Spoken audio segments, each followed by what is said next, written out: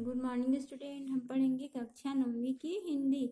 हिंदी में हम पढ़ेंगे पाठ 7.1 है ना। तो सबसे पहले हम इकाई को पढ़ेंगे, इकाई को है ना, इकाई में क्या क्या दिया हुआ है, उसके बाद आगे बढ़ेंगे। देखिए, इकाई 1 से 6 तक हमने विशिष्ट विषयों पर आधारित रचनाओं का अध्ययन किया है।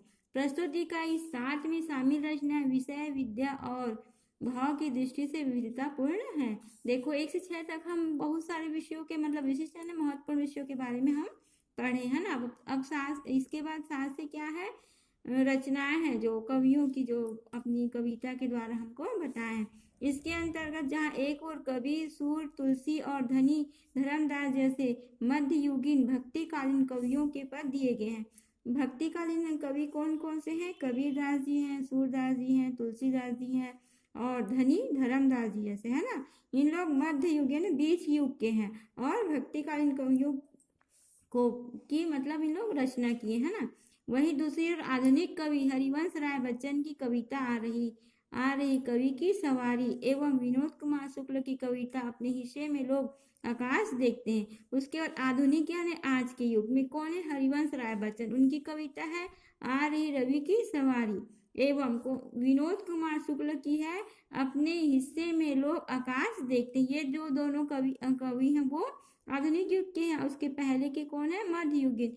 सम्मिलित की गई दो भिन्न युगों के पद्य में आपको अत्यंत भिन्नता दिखाई देगी। ये भिन्नताएं भाषा, भाव, छंद और उद्देश्यों में मिलेगी। भक्ति काल की कविताओं का मुख्य भाव किसी न किसी रूप में ईश्वर की आराधना, आचार की पवित्रता है। सगुण भक्ति कवि सूर और तुलसी, राम और कृष्ण दोनों को ईश्वर के रूप में देखते हैं। इसके समानांतर निर्गुण भक्ति धारा के कवि कबीर और धनी धर्मदास ईश्वर को निराकार रूप में मानते हैं। आधुनिक युग के कवि बच्चन ने प्रकृति का मोहक वर्णन किया है और प्रातःकालीन दृश्य को जीवंत कर दिया है। शुक्ल की कविता पूरी तरह छंद मुक्त व आंतरिक लय में से युक्त है तथा वर्तमान में मानव जीवन में व्याप्त अभाव, चिंता, संघर्ष और अन्याय को व्यक्त करती है।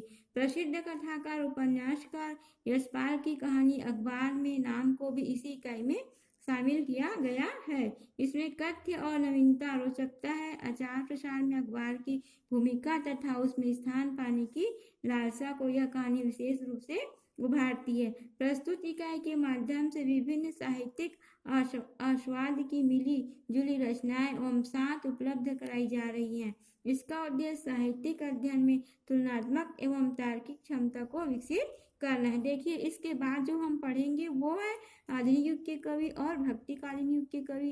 इसके बारे में हम इनकी रचनाएं को पढ़ेंगे नेक्स्ट वीडियो में।